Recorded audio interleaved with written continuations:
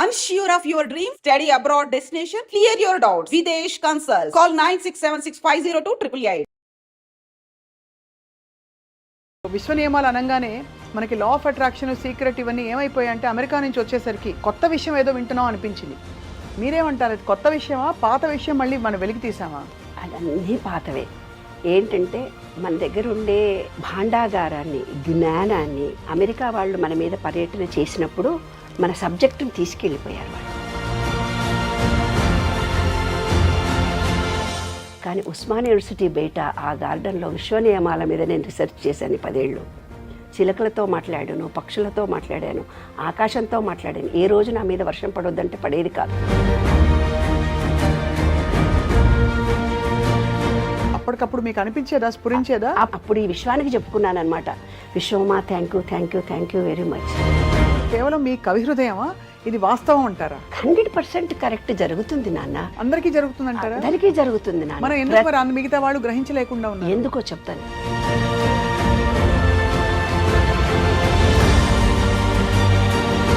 ఇలాగే మీరు విశ్వ నియమాలు తెలుసుకున్న క్రమంలో మీరు ఎప్పుడైనా మీకోసం ఏమన్నా కోరుకున్నారా? అమ్మో, సీక్రెట్గా చెప్పేస్తే మా ఇంటికి రేపొద్దున అందరు దొంగలకు చెప్తారే బాబు. అంతే. ఇది అందరికీ వర్తిస్తుందా? కేవలం ఒక ధర్మం, ఒక ప్రాంతం వారికి మాత్రమేనా? క్రిస్టియన్స్ అయినా, ముస్లిమ్స్ అయినా, చర్చికి వెళ్ళే వాళ్ళైనా, కుల మతాలకు అతీతంగా, అసలు చిన్న పెద్ద, స్త్రీ పురుష ఏ సంబంధం లేదు.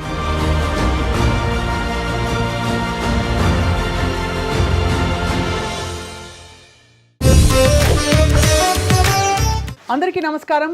Welcome to this special series exclusively మీ ఐ డ్రీమ్లో విశ్వ నియమాలు. మనిషి శోధన ఎప్పుడు ఎటువైపు ఉంటుంది? తన అత్యున్నత స్థితికి తను చేరుకోవాలనే తపనలోనే గింజుకుంటూ అనేక పరిస్థితులను ఎదుర్కొంటూ సవాళ్ళని సాల్వ్ చేసుకుంటూ ముందుకు వెళ్తూ ఉంటాడు. అదే ఒకలా చూస్తే ఆధ్యాత్మిక పరిశోధన అంటే మన జీవితానికి అర్థం ఏంటి, రహస్యం ఏంటి తెలుసుకునే ప్రయత్నం.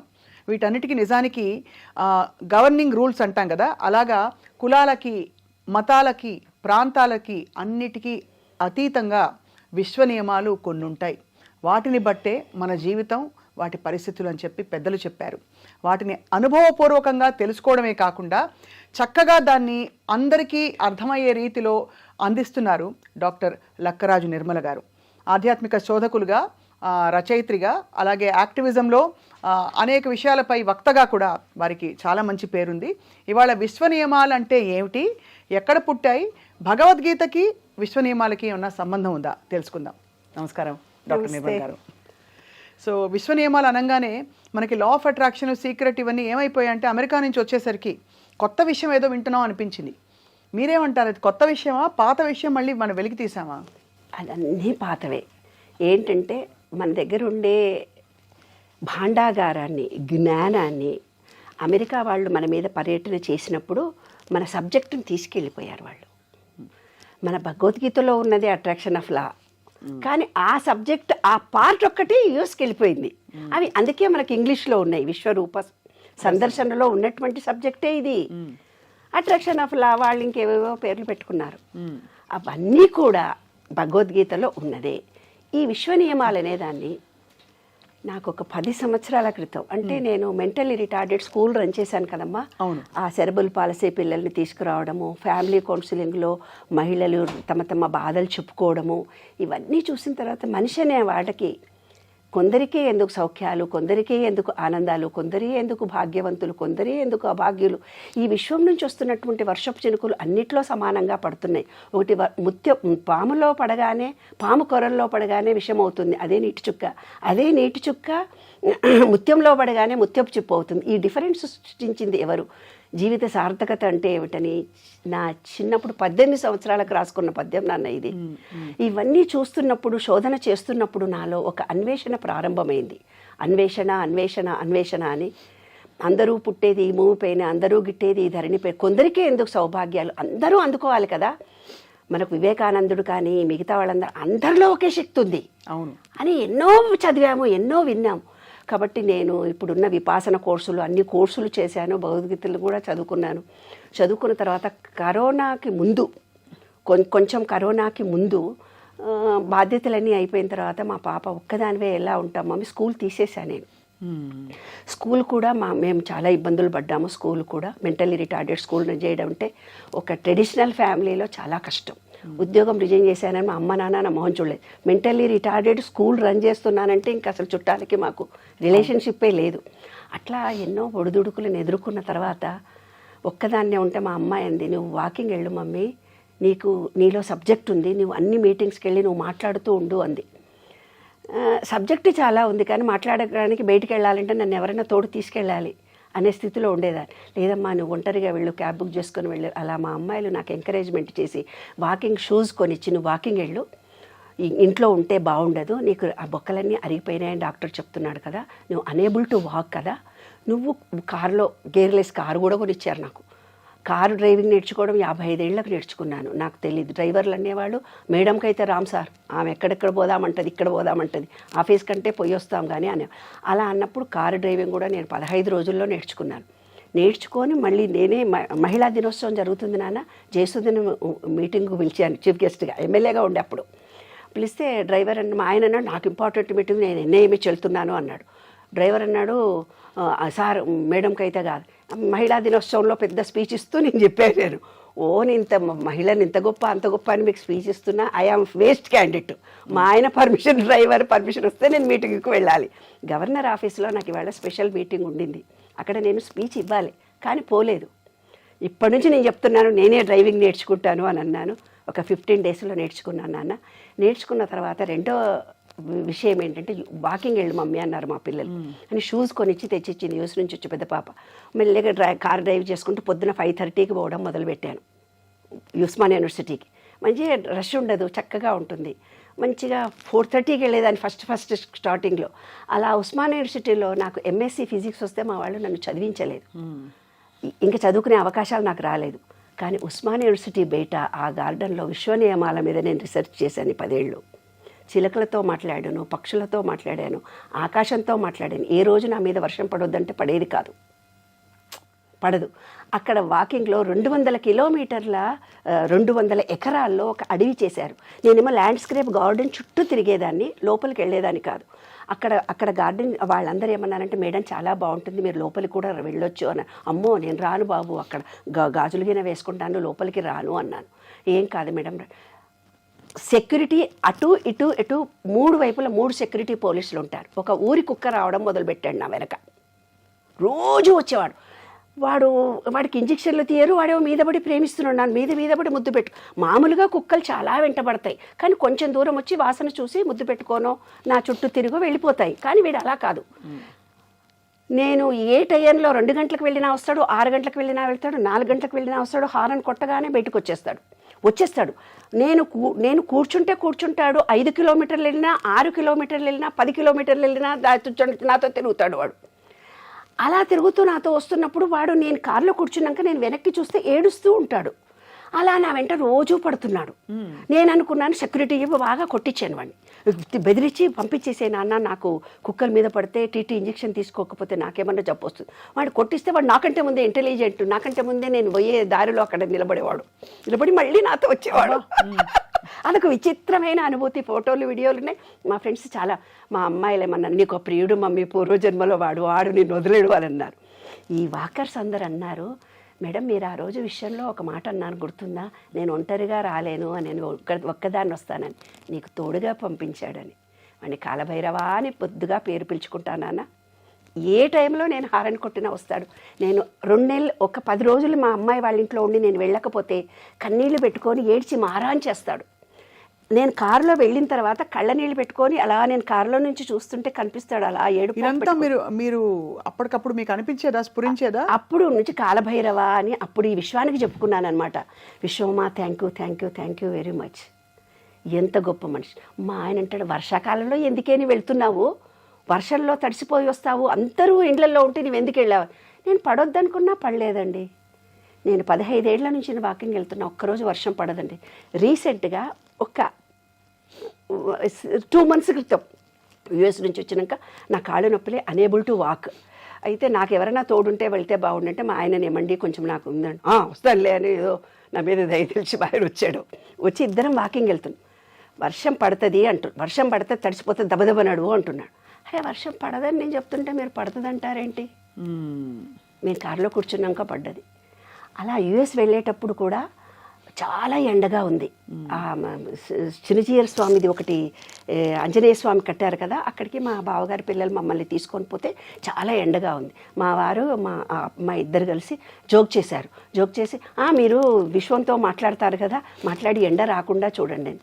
అనంత విశ్వమా కొంచెం మబ్బులు రావాలి, ఒక్క 10 నిమిషాలు మాకు ప్లీజ్ అని అన్నాను నాన్న. అనేసరికి 10 నిమిషాల్లో మబ్బులు వచ్చేసాయి.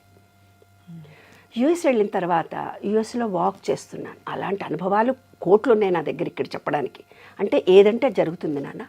సో ఇది ఈ కాలభైరవ సంఘటన నుంచి మొదలైందా మీకు? అంతఃపురం 10 ఏళ్ల నుంచి నాకు వర్షం పడదని నేను చెప్పాను కదా. చిలుకలతో మాట్లాడతాను, పక్షులతో మాట్లాడతాను, ఆకులతో మాట్లాడతాను, ప్రతి జీవితో నేను మమేకమైపోతాను. అది కూడా అంటే స్పందిస్తున్నట్టు మాట్లాడుతున్నట్టు మీకు స్ఫురణ కలిగి మాట్లాడుతుంది. ఒక వృక్షాలతో మనం మాట్లాడుతున్నప్పుడు నాన్న ఒక చల్లగాలి వచ్చి కౌగిలించుకుంటుంది. అసలు మన హృదయంలో ఆ లేత కిరణాలు, నిన్నెవరో కేసు వచ్చారో చూడమని అక్కడ కూర్చోగానే ఆ అమ్మాయితో నేను మాట్లాడుతుంటే మా ఇంటి చుట్టూ ఇట్లా తొట్లల్లో ఉన్న చెట్లన్నీ ఇలా కదిలిపోతున్నాయి. నా హృదయం పులకరించిపోయింది. అలా చెట్లు కౌగిలించుకుంటాయి, నన్ను ముద్దు పెట్టుకుంటాయి, మళ్ళీ నాతో మాట్లాడుతాయి. అయితే యుఎస్ వెళ్ళాను. యుఎస్ వెళ్ళిన తర్వాత నాకు గ్రీనరీ బాగా ఎక్కువ ఇష్టం కదా, ఐ లవ్ గ్రీనరీ. అయితే నాకు చేత కాకపోయి బెడ్ మీద ఉన్నా సరే కారులో వెళ్ళి కాసేపు కూర్చొని వచ్చేది అలవాటు అయిపోయింది నాకు. అలా 4:30, 5:30, 6:30, 7:30 కంపల్సరీ వెళ్ళాలి. మరీ చలికాలం మంచు పడుతున్న టైంలో నా బాడీ రెసిస్టెంట్ చేయదు కాబట్టి ఈవినింగ్ వెళ్తాను. ఈవినింగ్ కనీసం కూర్చొనన్నా వస్తాను. అప్పుడు యూఎస్ వెళ్ళేటప్పుడు ఏం జరిగింది, యూఎస్ వెళ్ళాను. యూఎస్ వెళ్ళిన తర్వాత కాలులో తిరుగుతుంటే మా అల్లుడు వచ్చి, ఆంటీ అది ఏంటనుకున్నారు, మెయిన్ రోడ్డు, ఇదేమి ఇండియా అనుకున్నారా, మెయిన్ రోడ్డు 110 స్పీడ్లో పోతుంటుంది, అది వాకింగ్ ప్లేస్ కాదు, కాలనీలోనే మీరు తిరగాలి అన్నాడు. అబ్బా ఇంత మంచి గ్రీనరీలో నేను తిరగాలి అనుకున్నానన్నాను. అంతే. ఆ 2వ రోజు నేను వాకింగ్ వెళ్తే ఒక బోర్డు పెట్టారు, ఇది రోడ్డు రిపేర్లు ఉంది, వాకింగ్ చేసుకోవచ్చు. అందరూ ట్రెమెండస్గా ఆశ్చర్యపోయారు. అదేంటమ్మా అంటే అవునండి అని. అలా యద్భావం తద్భవతి. అలా అయిన తర్వాత ఏమైంది, అలా వాకింగ్ వెళ్ళిపోయిన తర్వాత ఉస్మానియా యూనివర్సిటీలో అయితే 2 కిలోమీటర్లు నడిచి నేను కూర్చుంటానే, ఇక్కడ కూర్చోవడానికి నాకేం లేదు, రేపటి నుంచి రాను విశ్వమా అనుకొని వచ్చేసాను.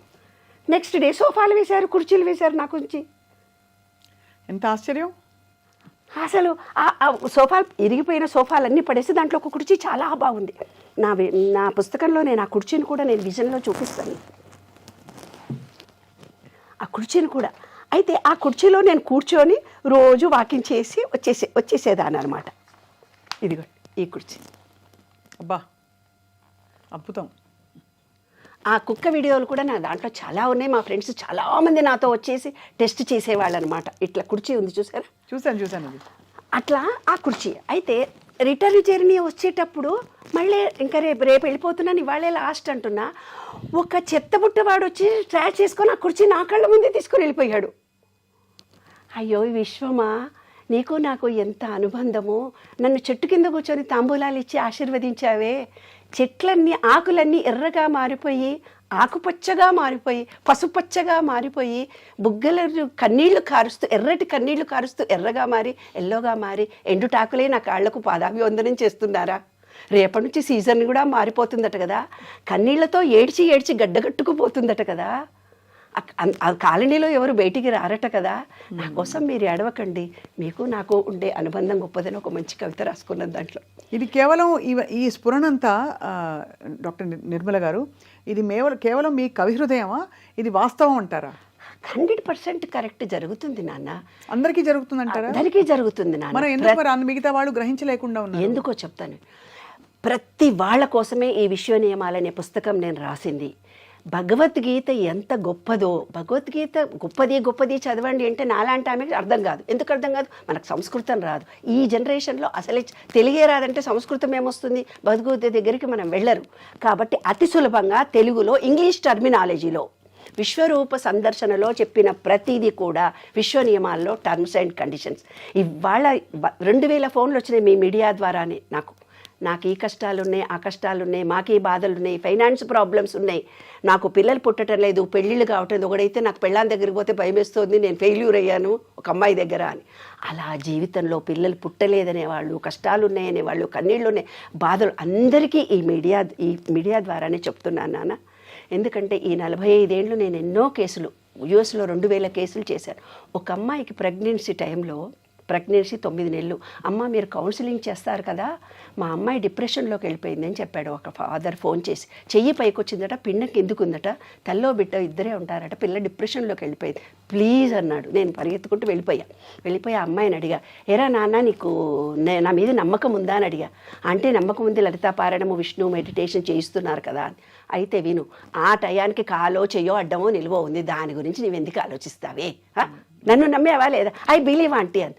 చూడు కరెక్ట్, నువ్వు లలితా పారాయణం పెట్టుకొని వాకింగ్ చెయ్యి, నీళ్ళు వేడి నీళ్ళు కాచి ధనియాల కషాయం కాచి నెయ్యి వేసి 3 సార్లు అమ్మాయికి ఇవ్వండి, రేపు పొద్దున నార్మల్ డెలివరీ అవుతుంది. ఏంటి ఊరికే భయం అంటారమ్మా అన్నాను. అంతే, నార్మల్ డెలివరీ అయింది. కాలనీ వాళ్ళు వచ్చి నా కాళ్ళు మొక్కుతున్నాను, నువ్వేం చేసావా అంటే ఏం చేయలేదు. ఆ అమ్మాయి తనకు తానే నమ్మకం బిలీవ్ ఏర్పరచుకుంది, ఆ పిండం తిరిగింది, నార్మల్ డెలివరీ అయింది. కాబట్టి మనం పాజిటివ్ ఎనర్జీని ఒకళ్ళకి ఇవ్వచ్చు. కష్టాలు ఉండేటప్పుడు నిన్నొక కేసు నాన్న, యుఎస్ నుంచి చారిటీ అకౌంటెంట్ అంట, ఆమెకు పెద్దమ్మాయి అంట, ఈమె బోలు డబ్బులు ఉన్నాయంట, కడప దగ్గర ఏదో ఊరు. పెద్దమ్మాయి అత్తగారు వాళ్ళు నానా హింస పెడతారంట, ఆమె ఫస్ట్ ఫోన్ చేసి ఎక్కెక్కి ఏడుస్తూ ఉంది. మళ్ళీ నిన్న ఫోన్ చేసాడు. అసలు ఎందుకు ఏడుస్తున్నారండి మీరు, నాకు అర్థం కాదు. నా కష్టాలన్నీ మీరు విని తీర్చాలి, నా కష్టాలు నీ కష్టాలు నువ్వే తీర్చుకోవాలి, నేను తీర్చేది ఏమీ లేదు, నువ్వు ముందు ధైర్యంగా మాట్లాడు అని అన్నా. ఎనర్జీతో మాట్లాడు, అప్పుడే నేను మాట్లాడతాను అన్నాను. అంటే ఆ అమ్మాయి ఒక ఆవిడ కాస్త కాన్ఫిడెన్స్తో, ఒక నిజం చెప్తున్నా నాన్న, మీడియా తరఫున చెప్తున్నా, 1000 ఫోన్లు వస్తే నేను చెయ్యలేక మా అమ్మాయి మా ఆయన ఒక మాట అన్నారు, 500 రూపాయలు ఫోన్ చేస్తే మాట్లాడు, నీ పర్సనల్ వస్తానంటే 1000 రూపాయలు అని చెప్పి ఎవరు రారు మమ్మీ నీ దగ్గరికి అని అన్నారు. అదే నేను ప్లేన్ చేస్తున్నాను. నిజానికి నేను ప్రతి సబ్జెక్టు సమాజానికి ఇవ్వడానికే నేను ఉన్నాను. ఈ 45 ఏళ్ళు ఫ్రీ సర్వీసే నేను చేశాను, ఫ్రీగానే కౌన్సిలింగ్ చేశాను, ఎవరి దగ్గర 1 రూపాయి తీసుకోలేదు. ఈ విశ్వం నాకేం కావాలో నా టయానికి ఇస్తూనే ఉంది. కాబట్టి ఎవ్వరూ నాకు ఫోన్ చేయకండి. మీకేమన్నా ఉంటే మీరు ఇప్పుడు మాట్లాడిన దాంట్లో క్రింద మీకు టెస్ట్లో వస్తే మీరు నెక్స్ట్ షూటింగ్లో మీరు మాట్లాడండి, వాళ్ళకి మనం సమాధానాలు ఇద్దాం. ఆవిడ ఫోన్ చేసి, చిన్న పాపకు డైవర్స్ అయింది, మేము వైశ్యాసిని, పెద్ద పాపకి 9 ఏళ్ళు 7 ఏళ్ళ బాబున్నాడు, బాగా సతాయిస్తారు, వంట చేయాలి, పని చేయాలి, చాలా బాధకు ఆ అమ్మాయి. అంటే నేను అన్నాను, ఒక్క విషయం నీకు అర్థమైందా తల్లి, చిన్న బిడ్డకు డైవర్స్ అయ్యి యూఎస్లో ఉంది అంటున్నావు, పెద్ద బిడ్డకు డైవర్స్ అవుతుంది.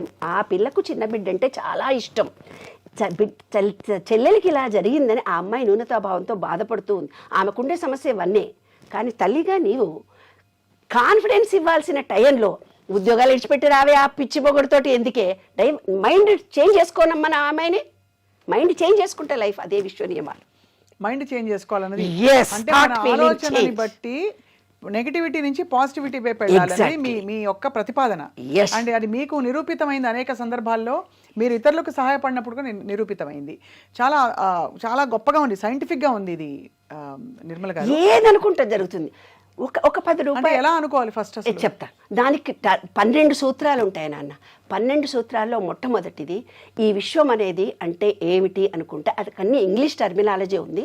నేను కూడా ఖచ్చితంగా ఆ వాటిని కరెక్ట్గా పలకలేకపోవచ్చు, కానీ నేను ఒక్కొక్కటి చెప్తూ వస్తాను. పూర్తిగా కేవలం ఒక్కొక్క నియమం తాలూకు ఇంట్రొడక్షన్ చెప్దాం. రాబోయే ఎపిసోడ్స్ లో మనం దాన్ని విపులంగా డిస్కస్ చేద్దాం. ఏం లేదు, ఈ విశ్వము అంటే పంచభూతాలతో నిర్మితమైందని భగవద్గీతలో చెప్పింది, నేనేం స్వయంగా చెప్పట్లేదు. మన శరీరంలో పంచభూతాలు, నాడులు అని ఆ కాలంలో సంస్కృతం టెర్మినాలజీలో మూలాధారము, స్వాదిష్టము, మణిపూరకము, విక్రము అని పేర్లు పెట్టారు. అప్పుడు మీరు సెల్ ఫోన్లో ఐఫై, నెట్ ఏవేవో చెప్తుంటారు, డెస్క్ అంటుంటారు, ఏవో పేర్లు చెప్తారు కదా. ఆ కాలంలో సంస్కృతం పేర్లు ఇవి, ఈ కాలంలో మీ ఇంగ్లీష్ పేర్లు ఇవి, అంతే తేడా. టర్మినాలజీ ఏం తయారైందో, విశ్వము అంటే ఏంది, విష్ణు సహస్రనామాల్లో విష్ణు సృష్టికారో భూత భవ్య భవత్ ప్రభు భూతాత్మ భూత భావన భూతాత్మ పరమాత్మ చ ముక్తానాం పరమాంగతి అంటే విశ్వం మొత్తం వ్యాపించి ఉన్నాడు, ఆయననే నారాయణుడు. ఇంకొక చిన్న ఉదాహరణ చెప్పే, మనం విశ్వంలో పంచభూతాలు బయట ఉన్నాయి, మనలో కూడా పంచభూతాలు. ఒక ఉదాహరణ చెప్తాను అందరికీ అర్థమయ్యేటట్టుగా. మీరు ఎవ్వరూ కష్టపడాల్సిన అవసరం లేదు, బాధపడాల్సిన అవసరం లేదు. మీకున్న ప్రాబ్లమ్స్ మొత్తం నేను గ్యారెంటీ ఇస్తున్నా. విశ్వరూప సందర్శన ఇది విశ్వ నియమాలను పూర్తిగా అర్థం చేసుకొని మీలో ఎనర్జీ లెవెల్స్ని పెంచుకోండి. హ్యాపీగా, ఆనందంగా, సంతోషంగా ఉండొచ్చు. ఎనర్జీ లెవెల్స్ అంటే ఎలా ఉండాలి అంటే, మా అమ్మాయి అంటుంది, నువ్వు స్పీడ్గా మాట్లాడతావు మమ్మీ వీడియోలో, కాస్త మెల్లిగా మాట్లాడొచ్చు కదా అని. అంటే వినండి, నేను అదేంటంటే బుధ అంటే ఏంది గాలి, గాలి అంటే ఏంది స్పీడ్ ఎక్కువ. కాబట్టి నా మాట స్పీడ్గా వస్తుంది అంతే నాన్న, అంతకంటే ఇంకేం లేదు. అందులో ప్రేమతో నిండింది, స్పందనతో నిండింది, కాబట్టి ఇన్ని వేల హృదయాలని టచ్ చేయగలుగుతున్నాను. అవును, ఎస్. కాబట్టి విశ్వ నియమాలు మీ ప్రతిపాదన ఏమిటి? అందరూ తెలుసుకుని వాళ్ళకి వాళ్ళు ఆనందమయమైన జీవితాన్ని ఏర్పరచుకోవాలనా? ఎస్. ఎందుకంటే అన్నీ మనకి ఇప్పుడు భగవంతుడే సాక్షాత్కరిస్తే విశ్వ నియమాల పూర్తిగా ఆకలింపు చేసుకోవడం అంటే భగవద్ దర్శనమే కదా ఇంచుమించది. అలాంటి దర్శనం జరిగాక ఇంకేది కోరేది, ఇంకా ఏది అడిగేది బూడిదిచ్చేవాడిని అంటే అంత మాయా మోహము. మనమే ఆ ఫ్రీక్వెన్సీలోకి వెళ్ళామని తెలుసుకున్నాక ఇంకేం అడుగుతాం అల్పంగా, నాకు ఇది ఇవ్వు, చాక్లెట్ ఇవ్వు, బిస్కెట్ ఇవ్వు, కొత్త డ్రెస్ ఇవ్వు, లేకపోతే నన్ను ఫలానా వాళ్ళు మెచ్చుకోవాలి, ఇవన్నీ అడగం కదా. అసలు అడగక్కర్లేదు నాన్న. మీకు మీరే స్వయంగా అతి సరళమైన భాషలో అనుభవాలను జోడించి ఎనర్జీ లెవెల్స్, థాట్, ఫీలింగ్ ఎలా చేంజ్ చేసుకోవాలో చెప్తాను. శివుడి పూజారులు ఎలాగుంటారు మీరు చెప్పున్నాను. శివాలయంలో పూజారులు ఎలాగుంటారు? బొద్దుగా, ముద్దుగా, లావుగా ఉంటారు. మీరు బాగా గమనించుకోండి. అవును, అవునా? శివాలయంలో ప్రతి వాళ్ళు, వీడియో చూస్తున్న వాళ్ళందరూ కూడా చూడండి, శివుని పూజ చేసేవాళ్ళు బొద్దుగా, ముద్దుగా, పొట్టిగా ఉంటారు. వినాయకుడు రూపంలో ఉంటారు. అవునా లేదా? కొంచెం పొట్టెత్తుగా అలా ఉంటారు. అదే లక్ష్మీనారాయణుడి గుడిలో పూజలు చేసేవాళ్ళు సన్నగా, పొడుగ్గా ఉంటారు. ఇదొకటి మనకు చాలు. ఎందుకు అనంటే ఈ శివలింగంలో ఉండేది బ్రహ్మ, విష్ణు, మహేశ్వరులు. ఈ విశ్వం మొత్తం వ్యాపించి ఉండేది లక్ష్మీనారాయణుడు. అమ్మవారి స్వరూపం ఒకటి ఉంది. అయితే ఈ ప్రకృతి మొత్తం స్త్రీ పురుష లక్షణాలకు జోడించి ఉంది. అదే అర్ధనారీశ్వరి తత్వం. అర్ధనారీశ్వరిని సూచించడంలో ఈ ప్రకృతి మొత్తం స్త్రీ పురుష లక్షణాలు కలిసి ఉన్నాయి. అదే విశ్వరూప సందర్శనలో ఒకటి. లాస్ట్ది ఇది, స్త్రీలింగము పురుషలింగము కలిసి ఉండడము అనేది. ఫస్ట్ది ఏంది? ఫస్ట్ది ఒక్కటే కొంచెం ఇంట్రడక్షన్ ఇస్తాను ఇవాళ. ఎందుకంటే ఇది చాలా అర్థం కావాలి కదా, అర్థం కావాలి నాన్న. ఇది ఎందుకంటే అర్థం అవడం మాత్రమే కాదండి, ఇది ఎలా అర్థం చేసుకుని ఎలా పాటించాలి, దానికి మనం ఏ సాధన చేయాలి కూడా చాలా ఇంపార్టెంట్. ఎందుకంటే అది కేవలం ఇక్కడి నుంచి కాదు, ఇక్కడి నుంచి రావాలి మిషన్. ఎవరికి వాళ్ళు నేను తెలుసుకోవాలని ఇచ్చ కలగాలి. నేను చెప్పే మాటల్లో 10% వాళ్ళ బుర్రకెక్కించుకుంటారు. ఈ చెవుతో వింటారు, ఈ చెవుతో విడిచిపోతారు. హృదయంతో విన్నవాళ్ళు ఏం చేస్తారంటే ఆహా అని పెట్టుకుంటారు కొంచెం సేపు. తర్వాత హృదయము, మనస్సు లగ్నం చేసుకొని విన్నవాళ్ళు సబ్కాన్షియస్నెస్లో థాట్ ఫీలింగ్ను చేంజ్ చేసుకోగలుగుతారు. కాబట్టి వినేవాళ్ళు 1కి 2 సార్లు ఈ వీడియోను వినాలి. ఒక్కసారి వినగానే విన్నట్టుగా అర్థమైనట్టుగా అనిపిస్తుంది. ఏదైనా నేను చెప్పబోయే సబ్జెక్టు కూడా అంతేనన్న, ఒక్కసారి వినగానే తెలిసినట్టు అనిపిస్తుంది. కానీ మళ్ళీ వాళ్ళ హృదయానికి పూర్తిగా చెయ్యాలి. నా జీవితంలో సంతోషంగా ఉండాలి, నా జీవితంలో ఉద్యోగం కావాలి, నా జీవితంలో మంచి భర్త రావాలి, నాకు మంచి పిల్లలు కావాలి, నాకున్న ఫైనాన్షియల్ డీలింగ్స్ అన్నీ పోవాలి, నా జన్మ సార్థకత నేను సంపాదించుకోవాలి, ఈ విశ్వంలో ఉన్నటువంటి దాంట్లో నేను ఒక ప్రత్యేకమైన వ్యక్తిగా నేను ఉండాలి అనుకునే ప్రతి ఒక్కళ్లకు పనికొచ్చే చాలా చాలా గొప్ప విషయాలు చెప్తాను. అందులో వన్నెస్ అంటే ఏమిటి? పంచభూతాలు బయట ఉన్నాయి, మనలో కూడా బయట ఒక ఎనర్జీ ఉంది, మనలో ఒక ఎనర్జీ ఉంది. ఆ రెండింటిని సింక్ చేసుకోవాలి. అంతా ఒకటి, లోపల బయట అంతా ఒకటే ఏకత్వంతో కలిగి ఉన్నామనేది భగవద్గీతలో విశ్వరూప సందర్శనలో చూపించాడు ఆయన. అది వన్నెస్. అంత గొప్పగా చెప్పారు. అంటే నిజంగానే యూనివర్సల్ ఎనర్జీతో మన ఎనర్జీని ఎప్పుడైతే మనం సింక్ చేస్తామో అప్పుడు అది సాక్షాత్కారం అవ్వడానికి మన సంకల్పాలు ఇంకా ఒక అనువైన పరిస్థితి వస్తుంది.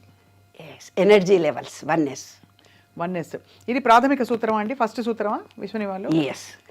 దాని గురించి ఇంకా డీటెయిల్స్ మనం తెలుసుకుందాం. ఇలాగే మీరు విశ్వనియమాలు తెలుసుకున్న క్రమంలో మీరు ఎప్పుడైనా మీకోసం ఏమన్నా కోరుకున్నారా? అంటే ఈ వర్షం పడడం ఇవన్నీ కాకుండా. అమ్మో, సీక్రెట్గా చెప్పేస్తే మా ఇంటికి రేపొద్దున అందరు దొంగలా చెప్తారే బాబు. అంతే. ఏం కోరుకున్నానంటే కరోనా టైంలో నేనేమనుకున్నాను, ఆడపిల్లలందరికీ ఎండి కంచాలు, ఎండి చెంబులు పెట్టేశాను. కనీసం ఒక ఎండి గ్లాసు లేదు నాకు తాగడానికి. డైనింగ్ టేబుల్ మీద 2 ఎండి కంచాలు, 2 గ్లాసులు, టిఫిన్ తినే ప్లేట్లు 2 మా ఇద్దరికి, నాకు మా వారికి, తర్వాత ఓట్స్ వేసుకోవడానికి 2 ఎండి బౌల్స్, దేవుడి గదిలో అన్నీ ఎండి కలశాలు, ఎండి చెంబులు, ఎండి దీపాలు అన్నీ ఉంటే బాగుంటుంది నాన్న. అంతా వెండితో బాగా అదిరిపోవాలి మన ఇల్లంతా. ఇదంతా శక్తితో కూడుకున్నటువంటి శక్తి క్షేత్రంలో నేను ఉంటున్నాను కదా. వెండి బంగారం అనేది కూడా ఒక ఎనర్జీ నాన్న. ఆ ఎనర్జీని మనం ఆకర్షించాలంటే అంత ఎనర్జీ లెవెల్స్ని మనం పెట్టాలి. అలా ఎనర్జీ లెవెల్స్ పెట్టి నేను అనుకున్నాను వితిన్ 1 వీక్లో మాకు ఇంటి నిండా ఎండి సామానే. ఇప్పుడు వాటిని దాచుకుంటుంది కష్టంగా ఉంది, ఇప్పుడు మళ్ళీ లాకర్లో పట్టడం లేదు. నేను ఎక్కడికన్నా వెళితే ఎవరికన్నా ఇవ్వాలి. అట్లా నేను ఒకళ్ళకి ఒక సహాయం చేసి వస్తూ ఉంటాను. అన్నీ ఉచితంగానే చేస్తుంటాను. నేను ఎక్కడికన్నా పోతే కూడా నాన్న, మొన్న ఎక్కడికి వెళ్ళినా చెయ్యి పట్టుకో, అమ్మవారి గుడికి వెళ్ళాను, విజయవాడ వెళ్ళింది ఒక ఉదాహరణ చెప్తాను. వెళ్ళాను, దిగాను, టికెట్ తీసుకొని వెళ్తున్నాము. అబ్బా నేను నడవలేను, కుంటుకుంటూ పోతుంటే నీలాంటి ఒక అమ్మాయి నా చెయ్యి పట్టుకొని సెక్యూరిటీ గారు దేవుడి దగ్గర దర్శనం చేయించి ప్రసాదాలు ఇప్పించి కుంకుమ ఇప్పించి మళ్ళీ తీసుకొచ్చి నన్ను కుర్చీలో కూర్చుని పెట్టింది. నేను ఎప్పుడు దేవుడి దగ్గరికి వచ్చి నీ దేవుడి దర్శనానికి వస్తాను నేను అడగను. నీకు ఇష్టమైతే నన్ను పిలుస్తావు, ఏ గుడికి రమ్మంటే ఆ గుడికి. అలా నేను మనసులో అనుకోగానే ఆ గుడి దేవుడికి ఎవరో పోతుంటారు వస్తుంటారు, మా మహిళా మండలి వాళ్ళు రావడము, ఎవరో ప్లాన్ వేస్తారు, నన్ను తీసుకొని పోతారు నాన్న. మినిట్ టు మినిట్ ఆ విశ్వంతోటే బతుకుతున్నాను, ఆ విశ్వ చైతన్య శక్తితోటే ఆనందిస్తున్నాను. నా చిరకాల వాంఛన నా విశ్వ నియమాలను ప్రపంచవ్యాప్తం చేయాలని, ప్రతి వాళ్ళు ఆనందంగా సంతోషంగా ఉండాలని, ఈ ప్రేమ విశ్వవ్యాప్తమైన నా ప్రేమను అఖండంగా నిలిచిపోవాలని. భగవద్గీత కంటే గొప్ప గ్రంథం అండి నాన్న ఇది. అందులో నేను శ్రమపడి నేర్చుకున్నవి అనుభవించినవి మీకు అందరికీ చెబుతున్నాను. అందరు అంటారు అసలు మీరు అనుభవిస్తే కదా మాకు చెప్పాలి అంటారేమో అని నాకు భయం. సంకల్పంలో లేదు ఫలం, ప్రయత్నంలోనే సఫలం, కల్పనలో నిద్రించక యత్నంతో సాధించిన నేను అనుభవంగా పొందిన జ్ఞానాన్ని మీకు ఇస్తున్నాను. అది విశ్వ నియమాలు. ఇక చివరికి ఒక ప్రశ్న డాక్టర్ నిర్మల గారు, ఇది అందరికీ వర్తిస్తుందా, కేవలం ఒక ధర్మం ఒక ప్రాంతం వారికి మాత్రమేనా?